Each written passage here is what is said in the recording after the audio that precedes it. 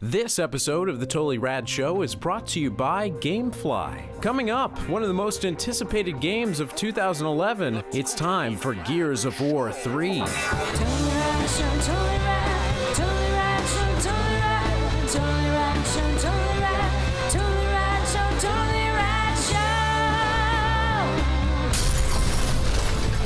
Hello everybody and welcome to the Totally Rad Show. We've got a great week. Today we are talking about the epic release from Epic, Gears of War 3. And we got another epic release. Tomorrow is the movie Moneyball starring Brad Pitt. That's not Moneyball As and the release ball. or should not be in the same.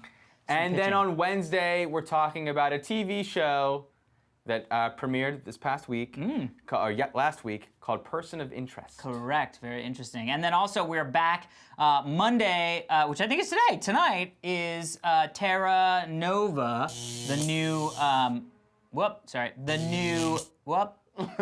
Doesn't Terra Nova... sorry, the new, What's happening? sorry, the new TV show by Steven Spielberg, or produced by Steven Spielberg. Yeah, and then Friday we are wrapping it all up with some comic books. We've been talking about the big DC releases for all month, and now we got a couple of Marvel #1s that we want to hit up. Yeah, and of course, I mean, come on. Gears Epic of Gears Rad. of War 3, Gears of Rad. Thank you for sending that in, Jay Williams. If you want to see your epic background on our show, you can send it to fans@totallyradshow.com. Our logo, if you'd like to put that in like he did over in the little corner there, you can find that on our Flickr page, flickr.com/totallyradshow. All right, let's get into it, talking about things. That's all.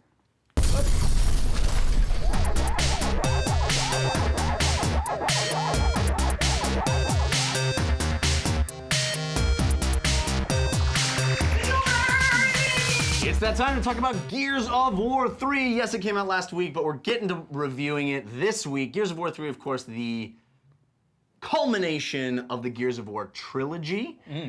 This game is longer than the first two games for the single-player campaign. Also has the signature Horde mode, which we love, where you fight waves of enemies. Adds a new Beast mode, where you're playing as the Locust. Did I say that right? Yeah. Locust, yeah. Locust. Well, now they've got the Fighting the Lois cogs, and Lambent as well, and it gets me all messed up. So of course the story does involve the emulsion and the Lambent getting infected, or the infected strain of locusts that are a threat to everybody. This is the fallout of the first two games, and it really does have a strong conclusion to the series. I won't reveal that in this review, but Daniel Trachtenberg, tell me your thoughts on this Gears of War 3. Big fans of the first two games. Who could not be? More of the same. And Alex, what do you think? You should have kept that going. More of the same. I like Gears of War 3. Big surprise, surprise, surprise. Gorgeous game, gorgeous graphic. The people are frickin' gorgeous. people. A lot more people in this one. We got a whole new cast of characters. Of course, now instead of just 2-player co-op, we got 4-player co-op. And we got, we're jumping into different skins. We're not just playing Marcus and Dom the whole time. And I played I played alone, not cooperatively. One is the loneliest number. It's the loneliest number. And I loved playing as Coltrane. And that's right. That's how, not whoa, whoa. It's just a woo. But it seemed like they made a concerted effort to make this a little bit more story-oriented than the other games. And there is a somewhat of a special moment as Coltrane that is very rooted in his character. That is a more dynamic gameplay experience. I love that. Did you think it was a little cheesy?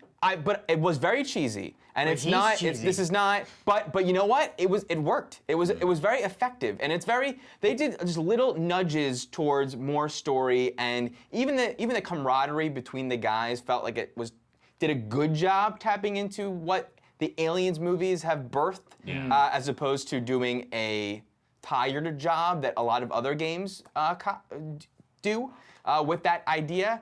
The guns feel great. It just feels, this game never. It seemed like, oh, that's what I was gonna say. There's less set pieces than the second Gears of War. Gears of War was set piece to set piece to set piece. This seemed less set piece oriented, and more character oriented, but also it never stopped the momentum. I was only ever doing one thing for very little, and then it was moving on to the next thing. I agree with you. mean? In fact, that's one of my minor complaints with the game is that I never felt like I was like, oh, I get to do this now, and then, oh, it's over. I'm doing something else that's really cool. Yeah. But I felt like it was almost short attention span. Yeah, where the second one was like, you're on that ship, and you're Yeah. like, the pirate ship, even though you were in the back of a monster, whatever, Yeah. like you were on that for a whole chunk, and like, right? This was like, you're just doing this little tiny thing, and then you're doing this little tiny, but Yeah. I kind of like that the momentum never, I would have preferred more set pieces, but in lieu of that, Well, I think so what much you better were than just getting- pop around and shooting. Yeah. It wasn't a shooting gallery, like is the problem with most other third-person or Yeah. first-person shooters. Which is interesting because I think what you were actually getting were these little set piece moments that were actually one thing you had to do that then you didn't have to do again. Like Yeah. the, Right. using the ballistas or whatever to throw and big down that big guy. Right. In Gears 2, that set piece would have been 20 minutes of trying to bring that guy down. Right. Or being on the back of him and running around and killing all those big people like it was in Gears. And it's in super Gears 2. cool that there's so many different kinds of things you're doing, and all of them seem to be really cool. Yeah. But I feel like I'm doing every different thing for such a short period of time that I kind of it always left me wanting more of the thing I was just doing. And that's Which the is one. good, I guess. Yeah. I mean, look, this is a great AAA title. If you are even remotely a fan of Gears of War 1 or 2, you're gonna love this game. I had a blast playing this game. I'm gonna try to get into the, Gears 1, I got really into the multiplayer stuff. Yeah. Gears 2, didn't really get into the multiplayer as much. I want to go back now and sort of sit down with the multiplayer of Gears, which we aren't really talking about because I don't know if any of you guys did, but I didn't really do any of that. But it's true, one of the gripes that I had, and they're little minor gripes, is some of the weapons are so freaking amazing, like that one shot. Yeah. But I the love that it's called problem the one is- shot because it just one shots anything. The problem is, they give you this weapon and then they take it away. And then they give you something else to replace it, which is cool, but I always sort of pine to be like, man, I wish I could just play the whole game with just that one shot. Well, that's a little overpowered. Hey, they put it in the game. It's not my fault. So that was my only one little gripe, and I had the same. We were playing co-op, and it starts out feeling very messy, where I didn't feel like I was doing anything except holding down the trigger and pointing it at bad guys. Right. There was no sort of Strategy style or let's flank or any of that stuff. Whereas I feel like in the original Gears and Gears 2, there was much more of this. Okay, this is not working. How do we make it work? I will go around here. You do That's this. in hardcore It started modes. to get there for me as the game progressed, where I really started to feel like, okay, now I'm choosing my battles. I'm being more strategic. Whereas at the beginning of this game, I was a little worried because I was like, man, they just changed it into just hold down the trigger and pray that you get more ammo. You know what I mean? But it did get to that point where I really enjoyed the sort of stop and pop and the doing cover and all that. I mean, it's just a great game. The thing that I it found is. really interesting though, I was surprised at how choppy it was in the cutscenes. The Yeah, they gameplay kind of are is buttery. jarring to go into even. Yeah, and they jump you around. It's Yeah. almost like you go, oh, we need to clear this room so we can make it through that big door to get onto the ship. And then you clear the room, and the cutscene is walking onto the ship, and you're Yeah. like, I mean, I guess they did it to just compress time and stuff, but it was really jarring. And those cutscenes were quite choppy. I mean, they were gorgeous, but the gameplay was so gorgeous. I was like, well, how is it that the cutscenes are choppy? You Yeah. know what I mean? Yeah, you're right that it's And little quibbles, because it was a great game. it's such a polished title. Other than those minor things, it really, this was supposed to come out in last April, and they held on to it. And I feel like that extra time baking in the oven, it shows. It is such a quality product, top to bottom. I did have moments where I was sitting there going, I never thought games could look this good. Yeah, right? There's an underwater level toward the end that it might be the most beautiful video game level I've ever seen. And there's tons of moments like that. And you're in so many different kinds of places over the course of the story. Yeah. And they all look so interesting. And there's even levels now in this one, I don't think they've done before in this series, where you're almost just exploring. You're not even fighting something for a while. You're just kind of wandering around and looking around. That's awesome. And the world is so chunky and weighty and full, like the Silverback, the new mech thing, which, as I said, is I think is like James Cameron's wet dream. It's like it feels so chunky and just real, and every little parts are moving. It's awesome. I love the design of this world. Yeah. It's really fun, and there's so much to like. There's these new like grappling hook moments. There's my favorite thing about the entire game, I think, is how the Lambent now get catapulted out of the ground. Yeah. That was the moment where I was like, that. this needs to be a movie. Yeah. That moment right there, I was like, this is the moment where I want to see a Gears film because I could see that on screen, like so awesome. That reminded me of one of the scariest moments of a movie for me, and this is gonna be an odd pull, but Ridley Scott's Legend. There's a moment where the green from the swamp lady, do you remember it? She comes out of the water and she's like on it, Jack, and she's on his thing. You don't remember? But out of the water, spray of water, and it's frightening. It's frightening. It's a great like moment. on the battlefield, and I love how the game is like open areas and outdoor or above ground. There's so little of the Gears universe had been above ground up to this point. I also loved at the beginning where you play through this sort of moment talking to Cole, and then you literally, the next level is playing